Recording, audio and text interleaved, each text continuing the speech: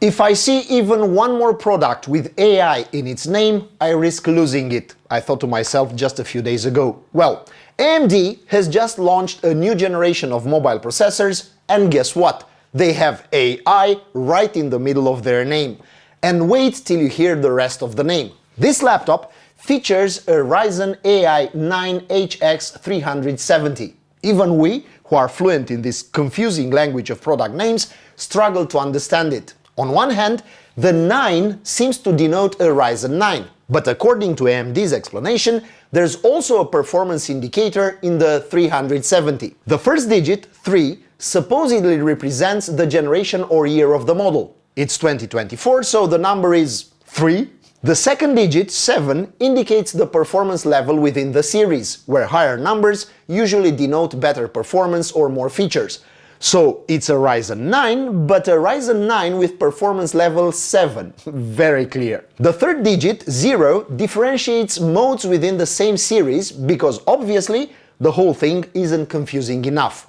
What planet are these people inventing these classifications come from? And by the way, Intel's naming schemes aren't any better. Although I detest government interference in private business, I dream of a day when some authority will enforce standardization of these ridiculous naming conventions. These names aren't just hard to understand, they also obscure the actual performance of the devices. For example, you could have a processor with a higher number in its name that's actually weaker than one with a lower number. Furthermore, the power limits of the processor and GPU are often not included in the names and sometimes not even in the technical specs, so you could end up with a laptop that has the same components on paper as your colleagues, but performs at half the level. Unfortunately, this isn't a new problem, but when you add a completely random naming scheme, you end up not knowing what you're buying at all. But despite the ridiculous names of AMD's new mobile processors, I was extremely curious to test this laptop,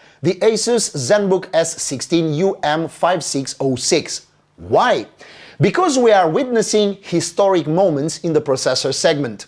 Qualcomm has created a shockwave with its Snapdragon X Elite processors, challenging AMD and Intel. The x86 architecture cannot match the energy efficiency of ARM processors, and while efficiency isn't crucial for desktop PCs, where ARM would have serious limitations anyway, laptops live or die by their battery life. So what could AMD do in this context?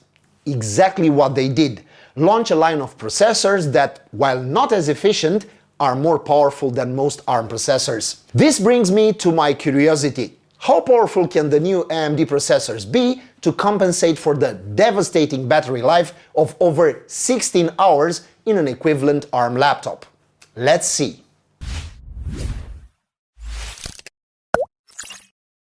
Apparently, the new ZenBook S16 is not the ideal competitor for such a comparison because it is a thin and light laptop. This means the battle takes place in a territory where battery life is more important, so the Snapdragon X Elite will feel much more comfortable. However, as we will see shortly, AMD has managed something absolutely admirable, even under these conditions. Until then, let me tell you a few things about the ZenBook S16.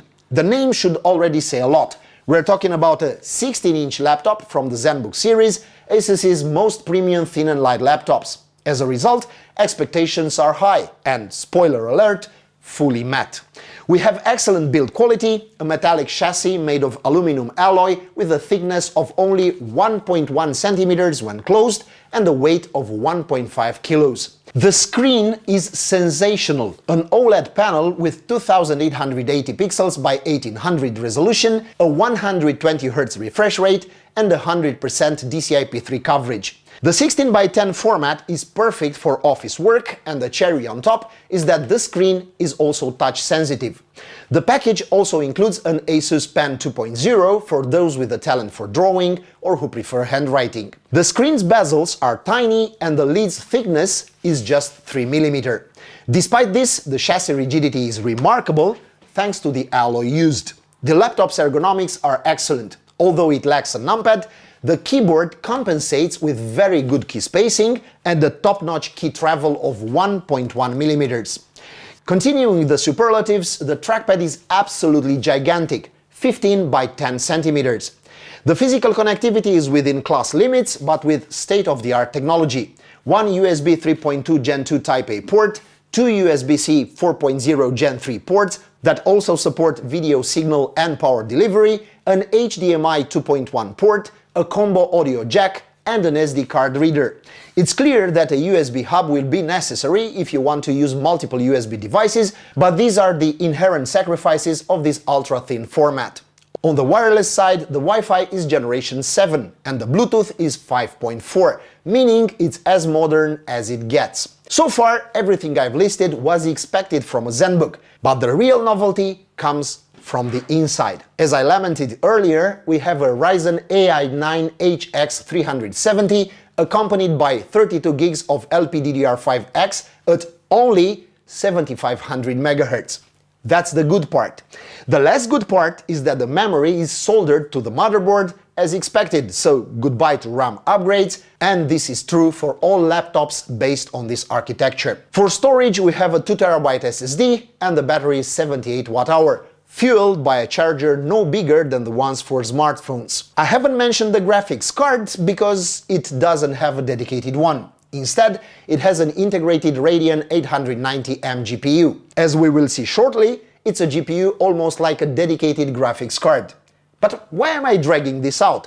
Let's see how Ryzen AI 9 HX370 performs in tests on this Asus ZenBook S16. Before everything, I must very clearly emphasize that the processor is limited to a TDP of 28 watt on this laptop. There are already laptops where the same processor have a higher TDP, but given the format of this portable device, Asus engineers decided to limit the processor to a very small power value. Seriously, it's even smaller than the Snapdragon X Elite in the VivoBook S15, which has a TDP of 45 watt. And in this context, the benchmark results are downright impressive. Folks, this processor scores in Cinebench R23 multi-core as much as a desktop Ryzen 7 7800X3D with a 90 watt TDP.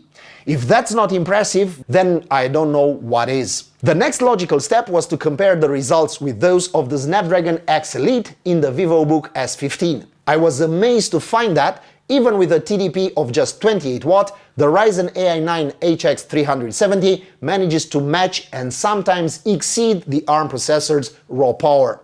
Okay, let's ignore tests for which there are no native versions for ARM, because there Snapdragon has a clear handicap. But in Cinebench 2024, 7-Zip and Geekbench, the AMD processor achieves formidable scores.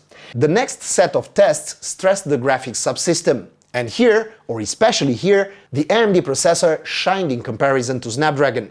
And to be honest, not only compared to it. The Radeon 890M achieved comparable results to the Radeon 780M found in the Ryzen 7 8700G, which has a 65 watt TDP. Efficiency, folks. Returning to the Snapdragon comparison, the new AMD processor managed to run Port Royal, a ray tracing test, which the X Elite couldn't since it doesn't support it. But playing around with all these tests, I also discovered where the compromise lies. As the saying goes, power like a desktop processor, graphics at the level of a powerful APU, but not all at the same time. More specifically, when the iGPU kicks in seriously, the CPU's performance drops significantly. For example, in Cinebench R23, the multi-core score drops from 17,805 to 10,863 points, which is a huge drop. Well, this isn't new. Power is dynamically allocated between the GPU and CPU, and considering the power budget of only 28 watt, plus other cooling limitations, the behavior is entirely normal. The next set of tests focused on throttling, specifically on how much performance drops during continuous load use. Some scenarios where this test becomes relevant are video file exporting, archiving and unarchiving, and even gaming. I pushed the processor with Cinebench R23 for 30 minutes, and the final result was 15,595 points, about 87.6% of the initial result. Not bad at all, and during the test the processor temperature didn't exceed 90 degrees Celsius. I then repeated the 3D Mark TimeSpy test for 20 times. Frame rate stability was 95%, an excellent value and quite rare in the era of heater laptops. Here, the processor temperature didn't approach 85 degrees, mostly staying below 80 degrees Celsius. The processor frequency fluctuated a lot in the first two repetitions of the test, reaching 4800 MHz, but then stabilizing near the declared technical specification frequency around 2050 MHz. No, I didn't test the AI part because although AMD boasts an NPU capable of 50 trillion operations per second, our planned Procyon test from UL Solutions didn't detect the NPU. It will follow, let's say. Sure, the AI works and works well, we just couldn't quantitatively evaluate its performance. And you know what? I don't want to talk about the wonderful, fantastic AI features anymore, because the whole topic has become trivial. 50 trillion operations per second is a better value than that of the Snapdragon X Elite processors, so for fans of the field, the new AMD processors have the potential to be more capable in this area. And last but not least, I also tested gaming. I tried only two titles because the ZenBook is anything but a gaming laptop. I started with CS2 and at 1080p resolution on low, the ZenBook S16 achieved a comfortable frame rate between 90 and 120 FPS, more than enough for a good experience and significantly above the 40-70 FPS of the VivoBook S15 with an ARM processor. At the native 3K resolution, 2880 by 1800 pixels of the screen, I had between 45 and 70 FPS, a range not exactly optimal, but on the other hand, I didn't experience frame drops or stuttering like I did on the VivoBook with Snapdragon X Elite. The second title I tried was Ghost of Tsushima, which at 1080p very low settings managed a mediocre 33 FPS. I don't expect miracles in other new or resource-hungry titles, but based on the results obtained, I estimate that the Radeon 890M can be successfully used for older games or indie titles. Not bad at all for an integrated GPU, and certainly much better than what the competition offers.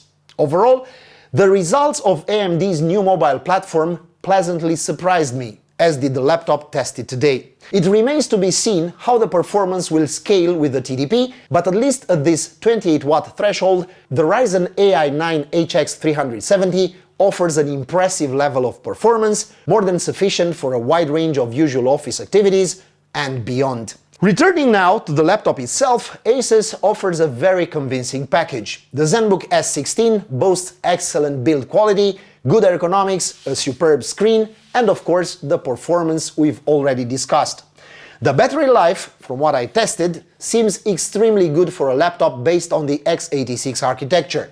We're talking about over 11 hours of normal use, a value that was unattainable a few years ago on this architecture. Sure, in a world where ARM laptops achieve 16 hours or more of battery life, the ZenBook S16's battery life can't come close to the podium, but the progress is substantial and visible. The multimedia side is also solid. In addition to the superb screen, the 6-speaker audio system certified by Harman Kardon does an honorable job with audio tasks. The system is surprisingly powerful, but to be honest, it lacks bass. For online meetings, the clarity is perfect, but for music and movies, the audio system gets a sufficient rating from me. The 1080p camera with Windows Hello support is mediocre, especially compared to the one on the VivoBook with ARM processor. Oh, and a warning. This ZenBook was designed to stay on a desk, not on your lap. The rubber bumps at the bottom will leave deep marks on your thighs if you keep the laptop on your lap for long, and due to the materials used, the chassis distributes the processor's heat over a larger area. This might help with cooling, but during intensive use, the laptop becomes uncomfortably hot, especially on the bottom. As long as you keep it on a desk or other non-organic surfaces, these problems won't arise. So, the ZenBook S16 is a laptop worthy of the ZenBook name, with cutting-edge technology and an AMD processor that manages to make a good impression despite power limitations. I can't wait to test an AMD processor from the new generation with a more generous power budget, although I know this moves it away from the declared purpose of this segment, which is mobility. And finally, I wonder, and I also ask you, is this the beginning of the end for laptop processors based on x86 technology? At least for the thin and light segment, meaning laptops used for lighter and more usual tasks, ARM processors seem much more efficient and suitable. If software support improves, no matter how powerful the processors launched by the red and blue teams, with Intel also set to release something new soon, I think Qualcomm will strengthen its foothold in a territory until recently taboo: Windows laptops. On the other hand, for those of us more into gaming, the future still looks bright, largely thanks to AMD. For what we do on PCs and laptops, it will be a while before Snapdragon has a say, and Intel's recent blunders are eroding more and more confidence in the blue team. Thus, we are left with an AMD increasingly present on serious gaming desktops, and, from what I see so far, with a convincing presence on laptops also, with a new mobile processor series. In about 2 weeks, we will see what the Ryzen 9000 desktop processors can do, but I say that among all the players currently on the market, AMD is the most capable of keeping the pace of progress in the desktop PC segment. Maybe Intel will make up in the 15th hour and surprise us with a new, better architecture this year, but I won't hold my breath. Time will tell, and until then, we'll stop here. This was the new generation of AMD processors and also the red team's response to recent AI developments.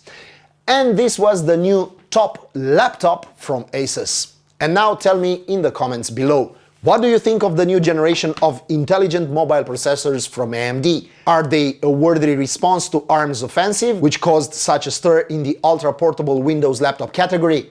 Or not really? And in this context, what matters more to you on such a device? Power or battery life? Or compatibility?